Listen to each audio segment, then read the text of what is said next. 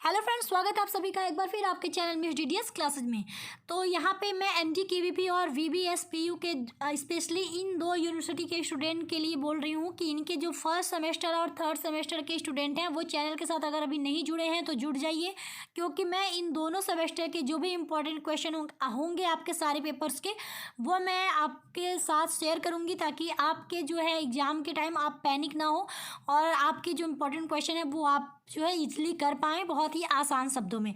तो वीडियो के साथ आप लोग जुड़े रहिएगा। बाकी यूनिवर्सिटी के भी स्टूडेंट अपने पेपर जो है मैच करा लेंगे, हो सकता है उनके भी जो है पेपर अगर मैच कर रहे हैं तो वो क्वेश्चन जो मैं कराऊंगी वो उनके लिए भी फ़ायदेमंद होगा। तो चैनल के साथ जुड़े रहें, वीडियो को पूरा देखें। अगर पसंद आएगा तो वीडियो को लाइक शेयर और चैनल को प्लीज़ सब्सक्राइब कर दें अगर अभी तक नहीं किया है तो चलिए स्टार्ट करते हैं अपनी ये वीडियो।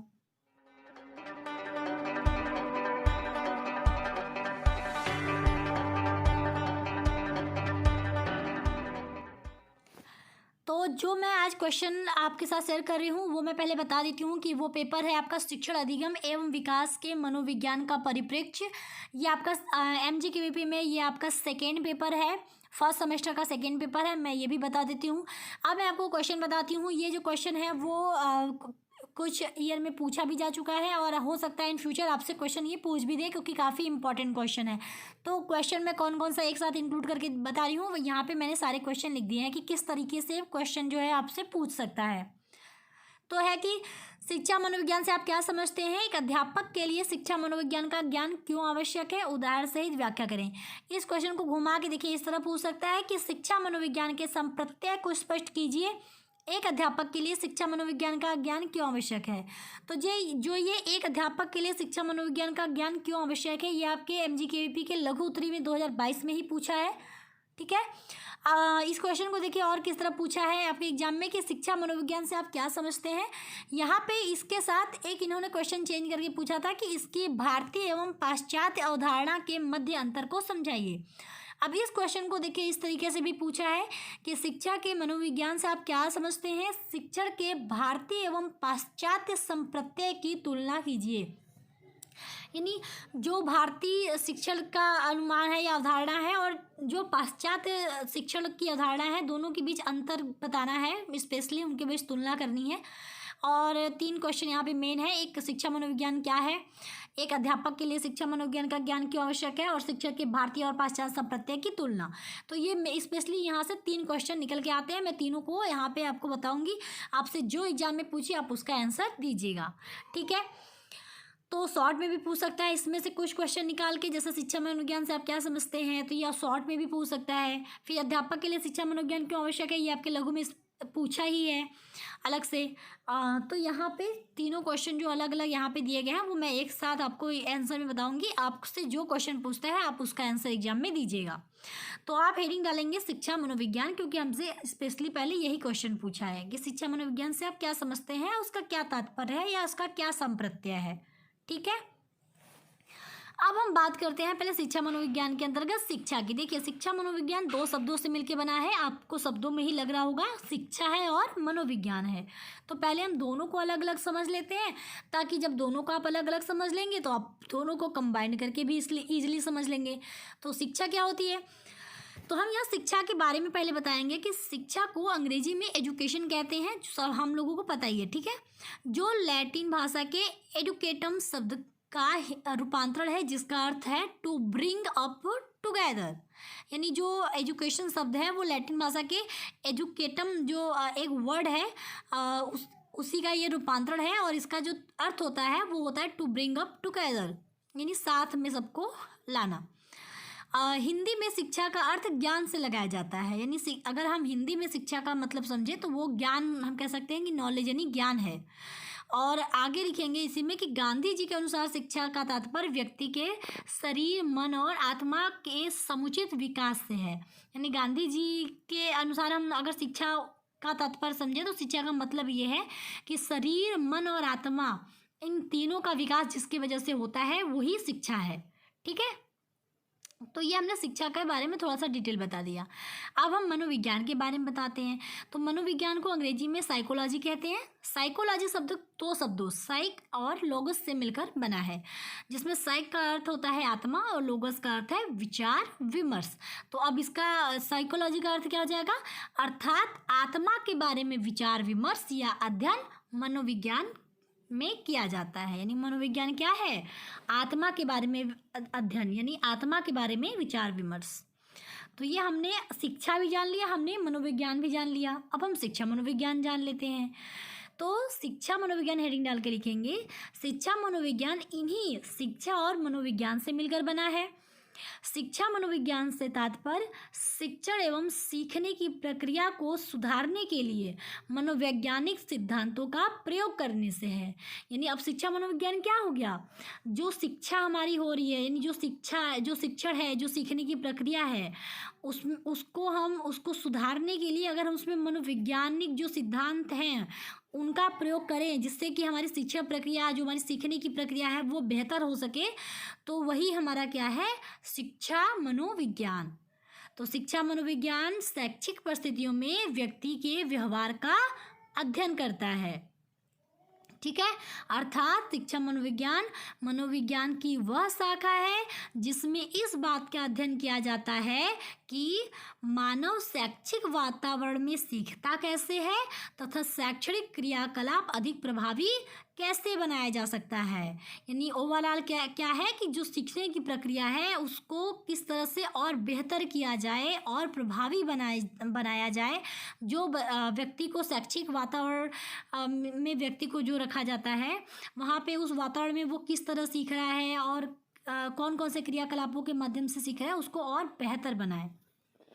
अतः ये कहा जा सकता है कि शिक्षा मनोविज्ञान व्यवहार का विज्ञान है, क्योंकि इसमें शैक्षणिक परिस्थितियों के अंतर्गत बालक के व्यवहार का अध्ययन किया जाता है। क्योंकि हम यही देखते हैं कि बच्चा जो है वो कैसे सीखता है, किस मतलब क्या क्रियाकलाप उसकी हैं, उसको किस तरह से और बेहतर बना दिया जाए।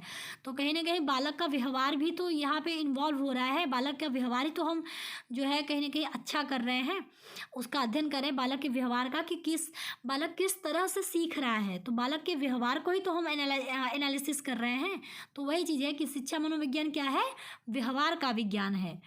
क्योंकि हम इसमें क्या करते हैं कि जो शैक्षिक परिस्थिति के अंतर्गत हम बालक का व्यवहार ही अध्ययन करते हैं कि बालक किस तरह से चीज़ों को सीख रहा है, जान रहा है, समझ रहा है।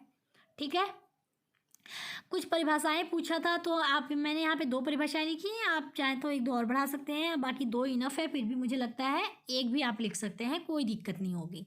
तो स्किनर के अनुसार है कि शिक्षा मनोविज्ञान मनोविज्ञान की वह शाखा है जो शिक्षण तथा अधिगम से संबंधित होता है। स्टीफन के अनुसार क्या है, शिक्षा मनोविज्ञान शैक्षिक विकास का क्रमबद्ध अध्ययन है। 2 लोगों के अनुसार मैंने यहाँ बता दिए। आप इनमें से किसी एक का भी तैयार कर सकते हैं, चाहे तो दोनों का तैयार कर सकते हैं। मैंने दोनों इजी रखे हैं और दोनों इम्पॉर्टेंट रखे हैं। ठीक, अब हमारा अगला क्वेश्चन आता है, एक अध्यापक यानी शिक्षक के लिए शिक्षा मनोविज्ञान के ज्ञान की आवश्यकता या उपयोगिता क्या है। यानी हम क्यों ये कहते हैं कि शिक्षा मनोविज्ञान का ज्ञान एक अध्यापक को भी होना चाहिए। तो अब हम ये हेडिंग डाल के इसके अंतर्गत लिखेंगे कि एक शिक्षक के लिए शिक्षा मनोविज्ञान के ज्ञान की आवश्यकता या उपयोगिता को निम्न बिंदुओं के माध्यम से स्पष्ट किया जा सकता है। हम यानी कुछ हेडिंग के माध्यम से ये बताएंगे कि ये सारे पॉइंट जो है वो प्रूफ करते हैं कि ये सभी बिंदु जो है हमें ये बताते हैं कि शिक्षा मनोविज्ञान का ज्ञान जो है एक अध्यापक को भी होना चाहिए। पहला क्या है, छात्रों का ज्ञान प्राप्त करने हेतु। तो एक शिक्षक को छात्र की समस्त शक्तियों एवं योग्यताओं की जानकारी होना आवश्यक होता है, क्योंकि इसी के आधार पर वह अपने कार्य का संचालन सुचारू रूप से करता है। शिक्षा मनोविज्ञान के ज्ञान के द्वारा ही शिक्षक छात्रों को समझ पाता है और बालकों की मूल प्रवृत्तियों का शोधन तथा मार्गांतरीकरण कर सकता है। यानी जैसे अगर एक शिक्षक है वो क्लास में गया तो छात्रों की क्या योग्यताएं हैं, क्या शक्तियां हैं, मतलब क्या पॉजिटिव चीज़ें हैं, वो क्या कर सकता है छात्र, इसकी जानकारी शिक्षक को होना देखिए बहुत ज़रूरी है। क्योंकि क्लास में अलग अलग तरह के बच्चे होते हैं और वो उनकी योग्यता को समझ लेगा, तभी वो अपने कार्य का संचालन जो है वो अच्छे से क्लास में कर पाएगा, ताकि सभी बच्चे उसके द्वारा जो भी चीज़ें बताई जा रही हैं वो सही से समझ पाएँ। और इसमें उसकी मदद कौन करता है? शिक्षा मनोविज्ञान। क्योंकि शिक्षा मनोविज्ञान के द्वारा जो शिक्षक है वो छात्रों को बेहतर तरीके से समझ पाता है, उनकी कमियों को, उनकी योग्यताओं को, सब कुछ वो समझ पाता है। जहाँ पे उसे लगता है कि यहाँ पे शोधन की ज़रूरत है, उसको वो शोधन करता है, उन बच्चों को मार्ग दिखाता है कि वो किस तरह से चीज़ों को आगे कर सकते हैं। नहीं, बहुत सारी चीज़ें हैं। ठीक, तो यहाँ पर शिक्षा मनोविज्ञान हमें ये प्रूफ करता है कि शिक्षक को उसकी जानकारी जो है होनी चाहिए। दूसरा हमारा पॉइंट है शिक्षण पद्धति के ज्ञान हेतु। तो शिक्षा मनोविज्ञान में सीखने के लिए अनेक सिद्धांत हैं जिनकी मदद से शिक्षक अपनी शिक्षण की विधियों का चयन कर सकते हैं एवं शिक्षण को अधिक से अधिक प्रभावशाली बना सकते हैं। यानी देखिए शिक्षक जो है वो बहुत सारी शिक्षण विधियां या पद्धतियां होती हैं शिक्षण के दौरान जो वो देता है, यानी बहुत सारी विधियों का वो प्रयोग करता है।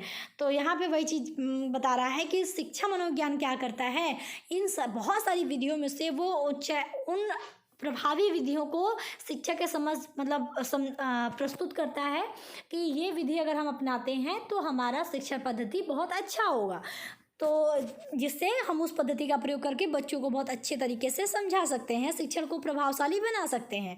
तो ये पॉइंट भी हमें प्रूफ करता है कि इस वजह से यानी शिक्षण पद्धति के ज्ञान हेतु भी शिक्षा मनोविज्ञान का ज्ञान जो है अध्यापक को होना चाहिए। तो 2 पॉइंट हमने बता दिया, इसमें कोई दिक्कत आई थिंक आप लोगों को नहीं होनी चाहिए। अब हम आगे बढ़ते हैं थर्ड पॉइंट पे। थर्ड पॉइंट हमारा है आत्मबोध पैदा करने हेतु। तो शिक्षा मनोविज्ञान के अध्ययन से अध्यापक को आत्मबोध होता है। शिक्षा मनोविज्ञान उसे ऐसी अंतर्दृष्टि प्रदान करता है जिससे वह शैक्षिक परिस्थितियों में आने वाली समस्याओं का सामना कर सके और उनका समाधान भी कर सके। देखिए बच्चों की बात तो अलग हो गई, अब खुद का आत्मबोध जो है, अपने अंदर आत्मबोध पैदा करने के लिए भी शिक्षक को शिक्षा मनोविज्ञान का ज्ञान बहुत आवश्यक है। क्योंकि देखिए जैसे शिक्षक क्या है कि बच्चों को पढ़ा रहा है, जो भी परिस्थिति, शैक्षिक परिस्थिति जो भी हो रही है, अगर उस शैक्षिक परिस्थिति में उसको कोई समस्याएं आ रही हैं तो उन समस्याओं का सामना वो कर सके और उनका समाधान ढूंढ सके, इसके लिए उसे शिक्षा मनोविज्ञान की ज़रूरत पड़ती है। तो ये पॉइंट में हमें प्रूफ करता है कि जो है शिक्षा मनोविज्ञान का ज्ञान शिक्षक को होना चाहिए।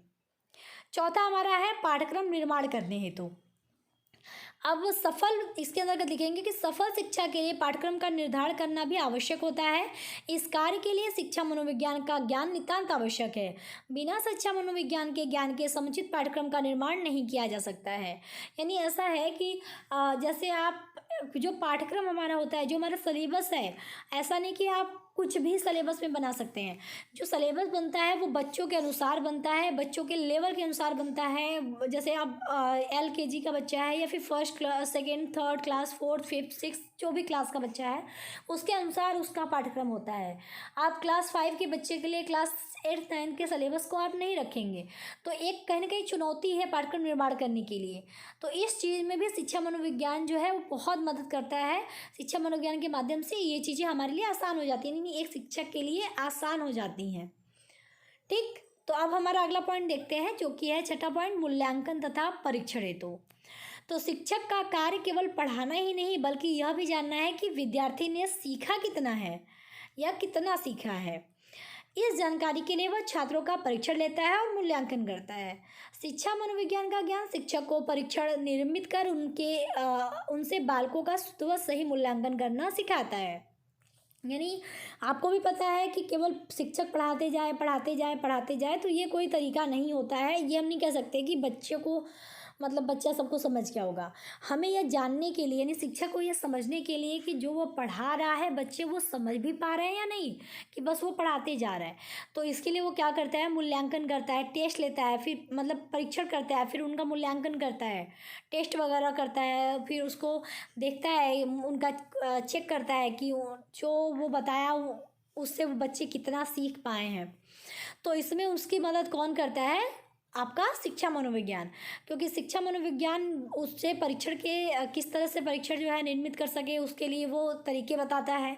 फिर मूल्यांकन किस तरह किस आधार पे मूल्यांकन हो, शुद्ध से मूल्यांकन की करना भी वो सिखाता है शिक्षा मनोविज्ञान। तो ये भी पॉइंट हमें प्रूव करता है कि शिक्षा मनोविज्ञान जो है वो काफ़ी जरूरी है। अगला हमारा है 7वां, विशिष्ट छात्रों की समस्या के समाधान हेतु।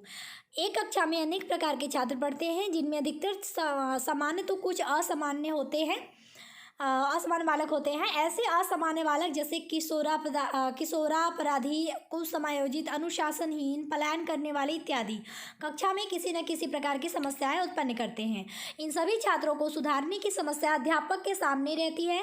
शिक्षा मनोविज्ञान की सहायता से वह बालक के समस्या मूलक व्यवहारों का विश्लेषण कर उनके कारणों को जान सकता है तथा उनका समाधान कर बच्चों को समाज का उपयोगी सदस्य बना सकता है।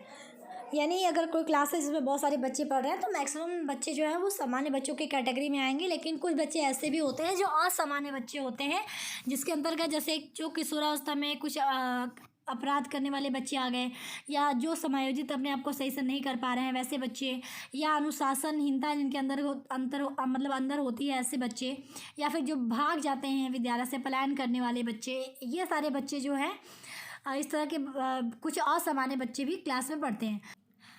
अब इन बच्चों को किस तरह सुधारा जाए, इनकी समस्या किस तरह दूर किया जाए, ये एक चुनौती होती है अध्यापक के सामने, जिसमें कि उसकी मदद कौन करता है, शिक्षा मनोविज्ञान।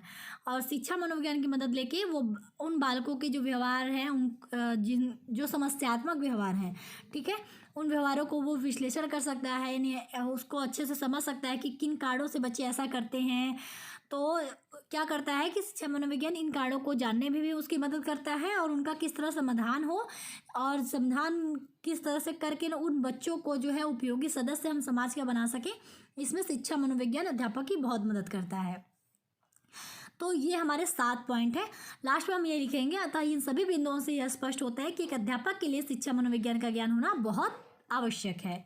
तो ठीक है, तो ये वाला प्रश्न जो आपका था वो आई थिंक आपको क्लियर हो गया होगा, इसमें कोई डाउट नहीं होगा।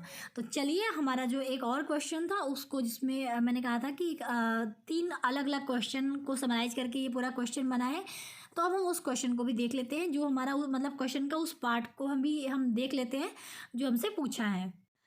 तो हमारा जो अगला पॉइंट होगा यानी हेडिंग होगा वो होगा शिक्षण के भारतीय व पाश्चात्य संप्रत्यय की तुलना, जो हमसे पूछा है क्वेश्चन में। तो यहाँ पे आपको कुछ 2 भाग बनाने होंगे, जिसमें एक भाग में आप लिखेंगे शिक्षण की भारतीय अवधारणा या संप्रत्यय, और दूसरे में लिखेंगे शिक्षण की पाश्चात्य अवधारणा या संप्रत्यय। तो यहाँ पे 5-6 पॉइंट आई थिंक इनफ होगा दोनों की तुलना करने के लिए, क्योंकि हमें तुलना ही करना है। तो पहला पॉइंट हमारा हो जाएगा, भारतीय शिक्षण मनोविज्ञान समष्टिनिष्ठ, संश्लेषात्मक, आध्यात्मिक, त्यागवादी इत्यादि विशेषताओं से युक्त है। यानी जो हमारी पहले की भारतीय पद्धति थी शिक्षण की, अगर हम उसको देखें तो उसमें क्या है कि कहीं ना कहीं अध्यात्मवाद को ज़्यादा महत्व दिया जाता है, त्याग प्रवृत्ति और चीज़ों को सही रूप से संश्लेषित करके उन्हें बताया जाए, और इकट्ठा मतलब उसको समन्वित करके चीज़ों को समझाया जाए। ये सारी मतलब बहुत सारी खूबियाँ थी हमारी भारतीय शिक्षण की।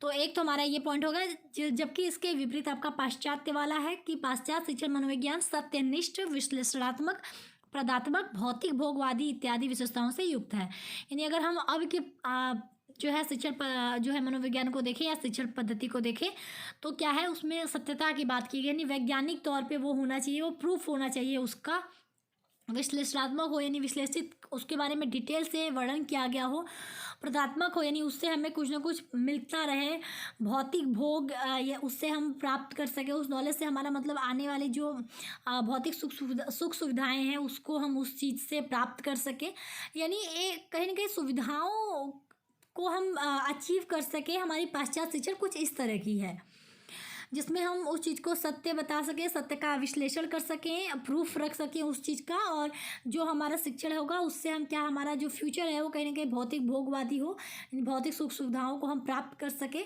कुछ इस तरह का शिक्षण हमें मिलना चाहिए। पाश्चात्य शिक्षण कुछ इसी तरह का है। अब दूसरा हम देख लेते हैं भारतीय अवधारणा में शिक्षण की, कि इसमें शिक्षा को किसी सीमा में नहीं बांटा गया है, अर्थात इसमें शिक्षण को विद्यालय की 4 दीवारों में नहीं बांटा गया है।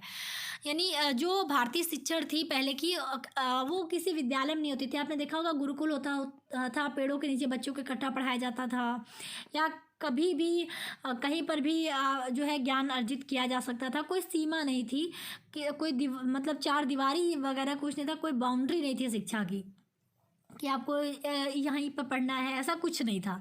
जबकि आपकी जो पाश्चात्य अगर शिक्षण की देखें तो इसमें शिक्षा प्रदान करने के लिए विद्यालय होते हैं, कक्षाएं होती हैं तथा उचित घंटियों का प्रावधान किया गया है इसमें। यानी विद्यालय होगा, कक्षा चलेगी, उचित घंटियाँ होंगी, मतलब कुछ इस तरह का प्रावधान आपके पाश्चात्य शिक्षण में है। जबकि भारतीय शिक्षण ऐसा कुछ नहीं था। आप पहले के अगर देखें उस टाइम तो उस टाइम की जो शिक्षा व्यवस्था थी वो आपने देखा होगा कि गुरु जो है वो कहीं पर भी पेड़ों के छाँव में बच्चों को शिक्षा दे देते थे।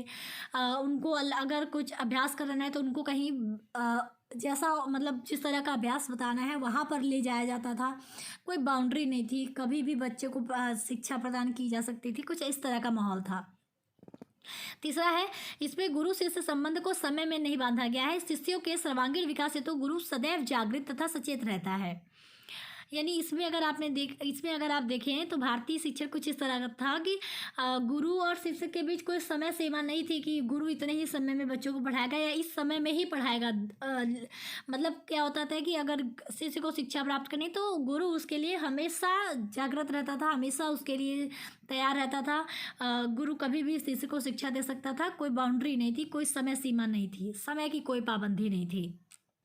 जबकि हमारा पाश्चात्य शिक्षण बिल्कुल इसके विपरीत है। इसमें गुरु शिष्य संबंध को समय में बांधा गया है। गुरु 10 बजे से 4 बजे तक अर्थात एक निश्चित अवधि तक पढ़ाने वाला विद्यालयी वेतनभोगी कर्मचारी होता है।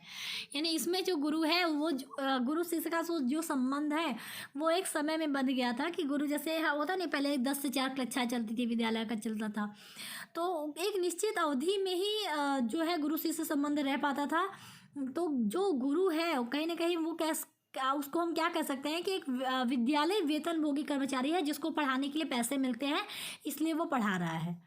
ठीक है, कुछ इस तरह का माहौल हो गया है। चौथा पॉइंट है आपके भारतीय शिक्षण के अंतर्गत कि इसमें शिक्षा सुख भोग की वस्तु नहीं है, बल्कि शिक्षा वह है जो श्रमिक शक्ति, ज्ञान एवं चरित्र के विकास का मूल आधार है। यानी भारतीय शिक्षण पद्धति जो है हमारी ये कहती है, भारतीय शिक्षण मनोविज्ञान का जो संप्रत्यय है वो कुछ इस तरह का है कि इसमें हमें ये माना गया है कि शिक्षा जो है वो केवल सुख भोगने की वस्तु नहीं है। यानी शिक्षा ऐसा नहीं कि शिक्षा के माध्यम से कोई सुख भोगे, बल्कि शिक्षा हम इसको कहते हैं जिससे कि श्रम, शक्ति, ज्ञान और चरित्र का जो है विकास हो सके। यानी कहीं ना कहीं शिक्षा हम श्रम करें, हमारी शक्ति बढ़े, हमारा ज्ञान बढ़े, हमारे चरित्र का अच्छा हो, यानी इन सब के विकास का मूल आधार है क्या, शिक्षा। जबकि इसके विपरीत अगर हम बात करें पाश्चात्य शिक्षण में शिक्षा की, तो इसमें शिक्षा को सुख संपत्ति का साधन तथा आराम का वस्तु मानते हैं। यानी शिक्षा अर्जित करके हम सुख संपत्ति को प्राप्त कर पाएंगे, भौतिक सुख सुविधाओं को प्राप्त कर पाएंगे, जिससे कि हम आराम कर पाएंगे। तो कुछ हम कहीं ना कहीं शिक्षा को जो है सुख संपत्ति का साधन और आराम की वस्तु मानते हैं आपके पाश्चात्य शिक्षण के अंतर्गत। पांचवा पॉइंट है भारतीय शिक्षण संप्रदाय के अंतर्गत कि इसके अंतर्गत शिक्षक को सत्ता आदेश का पालन करने वाला नहीं, बल्कि बालक के चरित्र निर्माण का अत्यंत सशक्त, सृजनशील शक्तिपुंज माना गया है। यानी जो शिक्षक है वो किसी सत्ता के आदेश, किसी नियम कानून के आगे मतलब के आदेशों का पालन करने वाला नहीं होता। इसमें आपने देखा होगा गुरु किसी के कंट्रोल में नहीं होता था। पहले गुरुकुल में बच्चे पढ़ते थे, वहाँ पे जाते थे, अध्ययन करते थे, तो गुरु किसी के कंट्रोल में नहीं था। गुरु अपना होता था, अपनी चीज़ों को खुद बताता था, अपनी चीज़ों को खुद फॉलो करवाता था, जो उनसे पढ़ाना होता था, जिस तरह पढ़ाना होता था। कोई आके गुरु ये नहीं कहता था तुम्हारा टाइम ख़त्म हो गया है, या तुम नहीं पढ़ा सकते हो, आज तुम नहीं पढ़ाओगे, या तुम ये पढ़ाओ। मतलब गुरु पे किसी सत्ता का आदेश नहीं था। तो वही चीज़ है कि शिक्षक जो है किसी सत्ता का पालन करने वाला नौकर नहीं था, बल्कि गुरु क्या कहलाता है, गुरु किसी भी बच्चे का जो है चरित्र निर्माण करने वाला एक सशक्त, एक शक्ति, सृजनशील शक्तिपुंज माना गया है। मतलब एक आधार माना गया है कि ये बच्चे का सशक्त आधार है, बच्चे का चरित्र निर्माण करने वाला है। ये शिक्षक को कुछ इस तरह से, इस नज़रिए से देखा जाता था।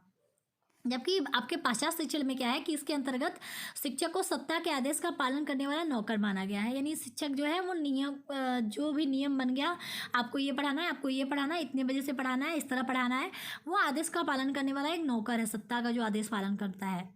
ठीक है। शिक्षा का जो है एक जो हम कह सकते हैं रूपरेखा है वही चेंज हो गई।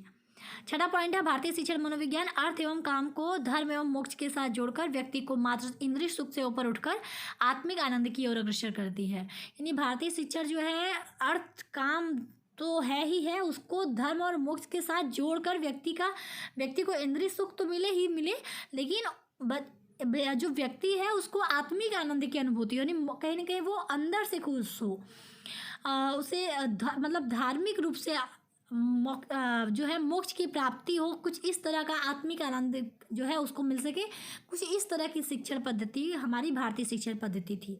पाश्चात्य शिक्षण में क्या है कि पाश्चात्य शिक्षण मनोविज्ञान अर्थ एवं काम पर अधिक जोर देता है, यानी काम पर अधिक जोर देने के कारण यह सामान्य जनजीवन के लिए महत्वपूर्ण है, इसमें आध्यात्मिक आनंद के लिए कोई स्थान नहीं है।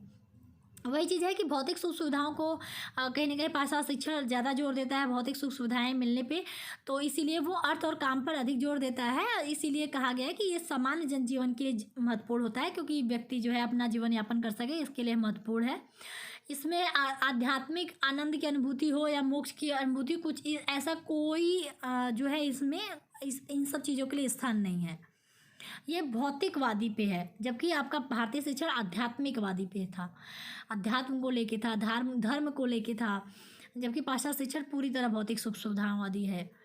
तो कुछ ये 6 पॉइंट मैंने यहाँ पे रखे हैं। आई थिंक इतना इनफ है, इससे ज़्यादा लिखने की जरूरत नहीं है। फिर भी आप लास्ट में ये लिख दीजिएगा, इन सभी के अतिरिक्त भी अन्य कई ऐसे बिंदु हैं जो भारतीय एवं पाश्चात्य शिक्षण को एक दूसरे से भिन्न बनाते हैं, और उपरोक्त दिए गए बिंदुओं के माध्यम से हम भारतीय एवं पाश्चात्य शिक्षण के बीच अंतर को भली भांति समझ सकते हैं।